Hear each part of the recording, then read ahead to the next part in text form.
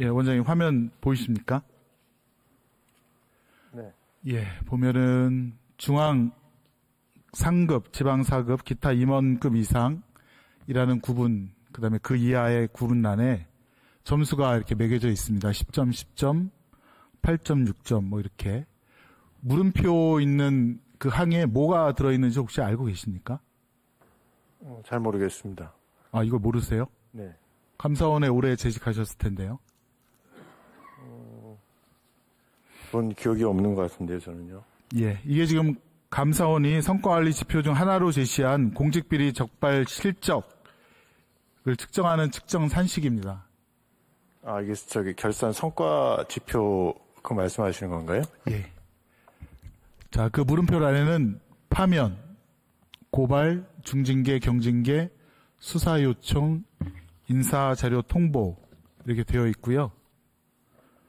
파면은 1인당 중앙부처 상급 이상인 경우에는 10점을 부여하고 그 이하는 5점. 고발을 해도 10점을 부여하고 그 이하는 5점. 물론 그 이하 분들도 다 공직자입니다. 이렇게 산식을 만들어서 인원수 곱하기 이런 점수를 성과지표로 사용하시더라고요. 이건 맞죠? 제가 정확히 기억을 못하는데 지금 말씀하시는 거 들어보니까 저희들이 결산 때 저희들이 성과 지표로 아마 저걸 쓰고 있지 않나 이런 생각은 듭니다. 예. 예. 다음 자료 화면 보실까요? 이거 뭐 자료 화면만 보고 설명드려도 충분히 이해하실 것 같습니다. 자, 요 성과 목표와 실적을 저희가 자료를 만들어 보았습니다. 2021년도에 목표가 639점이었는데 977점. 굉장히 300점을 상회하는 그런 성과를 올리셨다고 했고, 그 다음 해에도 목표가 650점이었는데 892점. 역시 300점에 가까운. 그러면서 목표가 점점 750점, 2024년도에 800점, 850점, 900점 이렇게 상향되고 있습니다. 저는 이걸 봤을 때, 와, 어떻게 감사원이 어떻게 보면 동료 공직자들을 이렇게 고발 조치, 또 뭐 경징계 조치, 혹은 수사 요청, 이런 산식을 갖고 점수화시켜서 비인간적으로 지표를 매길까라는 생각을 했습니다. 예. 그러면 감사원만 그럴까? 혹시 같은 조사나 수사를 하고 있는 법무부나 검찰청이나 경찰청, 권익위 등도 그럴까라고 저희가 유사 부처의 성과 지표를 확인해 봤는데, 뭐 검거율, 청렴도 이런 것들은 있지만 이렇게 한 사람 한 사람을 갖다가 물관화시켜서 직급 기준으로, 그것도 직급 기준으로 1인당 점수화해서 실적을 매기는 곳은 없었습니다. 문제가 뭘까요? 일단 파면, 고발 10점짜리들이지 않습니까? 이런 거 해야 실적 점수가 쌓이고 또 본인도 좋은 인사평, 인사고과를 받을 테니 아무래도 실적에 매달릴 것이고 강압감사라든가 또 인권 침해적인 감사가 이루어질 수밖에 없는 그런 구조를 갖고 있다. 저는 이렇게 판단이 됩니다. 한 가지만 말씀드리면 짧게 개인 실적이 아니고요. 이건 기관 전체에 대한, 그러니까 감사원 전체를 평가하는. 글쎄요, 그럴까요? 예. 그걸 갖다가 실적을 낸 사람들에 대해서도 무슨 고과가 있지 않겠습니까? 그거는 이런 식으로 고과를 나중에 보고를 해주시기 바랍니다. 네. 자, 그럼 이런 방식대로라면 지금 유병호 사무총장, 그다음에 감사원장도 지금 형사고발 당하셨죠. 그것도 그 상대기관에서 혹은 누가 10점을 점수를 매겨서 평가한다고 생각하면 원장님 얼마나 기분이 언짢으시겠습니까? 그렇지 않겠습니까?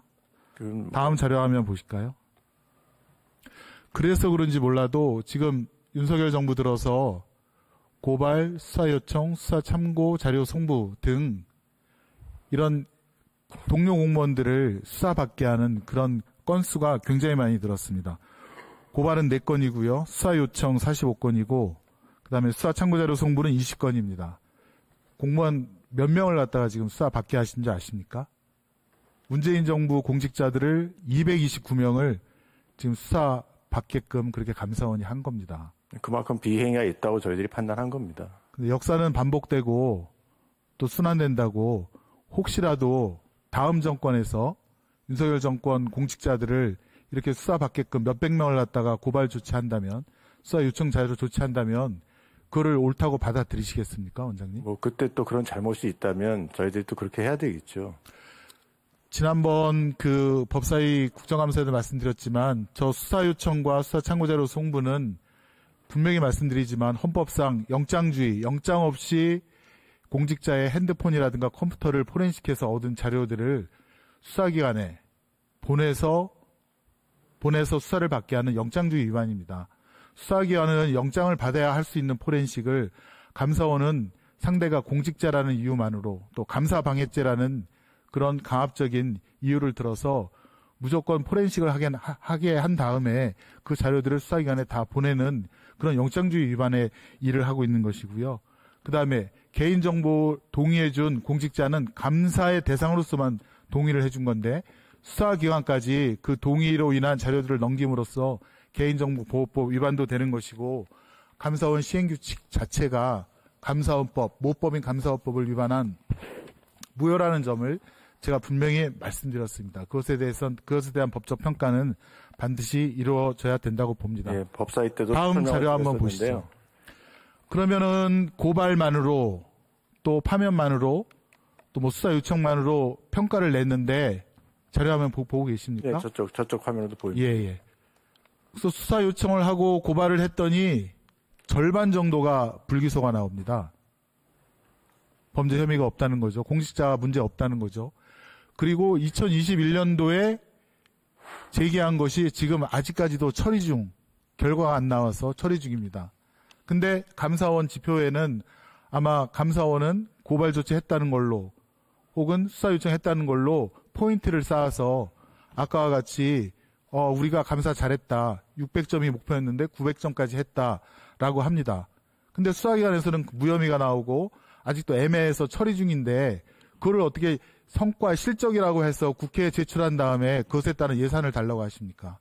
지금 무죄 추정에 따라서 결과가 나오지도 않았는데 고발 조치했다는 이유로 수사 요청했다는 이유로 어떻게 그걸 감사원의 성과로 해서 잠깐 좀 답변할 기회를 좀 주시겠습니까? 제 질문에 대한 답변을 하세요. 그러니까 문제 있지 않습니까? 아니요. 지금 없습니까? 성과주의 예산에 대한 실적치를 문제 저희들이 숫자와 없습니까? 저희들은 그렇게 문제 있다고 생각하지 않습니다. 아, 그래요? 저희들이 지금 그러니까 저희들이 수사 요청하고 고발한 거는 이제 저희들이 혐의가 있다고 생각하는 거에 대해서 그렇게 했다는 얘기고요. 그거를 수사기관에서 기소하고 기소 안 하고 아니 그러면 검찰에서 기소해서 그 수사를 다 하고 재판을 받는 사람이 무죄가 나오면 검찰에서도 그 무죄 나온 거에 대한 어떤 법적인 판단을 하면서 책임을 지기도 하고 그거에 대한 어떻게 사후 조치라든가 반성을 하는데 지금 감사를 해서 그 수많은 자료를 포렌식으로 얻은 다음에 고발 조치한 것이 기소조차도 되지 않았는데 그에 대한 반성이라든가 사후 개선이라든가 그걸 안 한다는 말씀입니까? 그러니까 그건 수사기관의 국민들이 다 보고 계세요. 예, 수사기관의 또 공직자들도 다 보고 계시고 감사를 받아서 억울한데 고발 조치 당한 것도 억울한데 그것이 불기소되어서 무혐의로 됐단 말입니다. 근데 그것에 대한 감사원이 그럼 그것에 대한 감사를 받은 공직자한테 미안하다.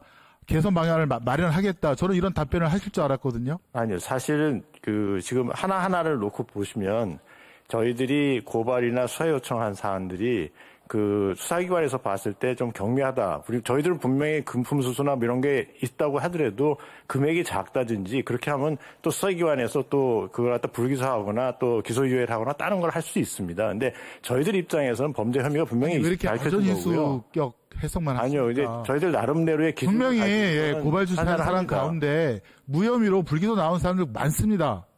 그런 거에 대한 것은 분명히 사후 개선, 물론 성과 지표를 고발이라든가 이런 거로 할 게 아니라 다른 기관들처럼 인권 친화적이고 그다음에 사후 결과도 반영하는 그 부분은 또 해야 되지 않겠습니까? 그 부분은 저희들이 다시 한번 검토를 해보겠습니다. 사실은 그렇게 기소율이나 검거율 그런 수치보다는 뭔가 좀 실질적인 가시적인 성과를 보여준다고 저희들이 그런 수치를 잡은 점수를 한 것 같은데요.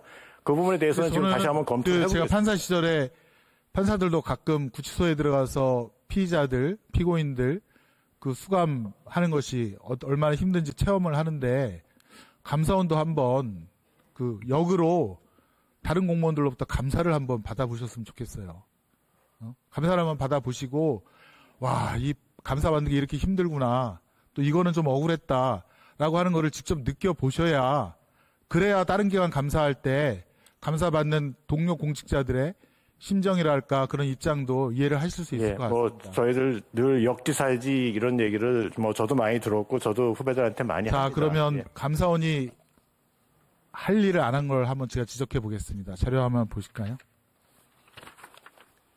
저희가 이제 세수 추계에 대해서 지금 굉장히 오류가 난 부분을 어제 기재부 장관 모시고 지적을 했습니다. 그 근거가 감사원에서 2020년 세수 추계에 대해서 이러이러한 점이 틀렸다, 문제가 있다라고 통보를 한 그런 내역이 2020년 5월 1일에 이루어졌고요. 네.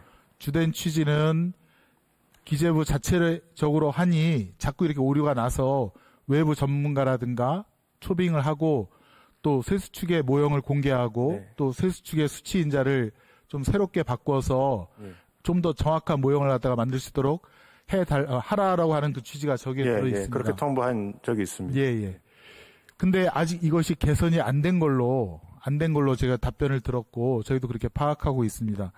감사원법 42조에 의하면 중요하다고 생각되거나 또 2번 이상 독촉받고도 이를 집행하지 아니한 기관에 대해서는 대통령께 보고하도록 되어 있습니다. 자료화면 보시면 분명히 나와 있고요. 근데 원장님 지금 윤석열 정부 들어서 대통령 수시 보고 했는지를 확인해 보니까 한 번도 안 하셨죠. 네.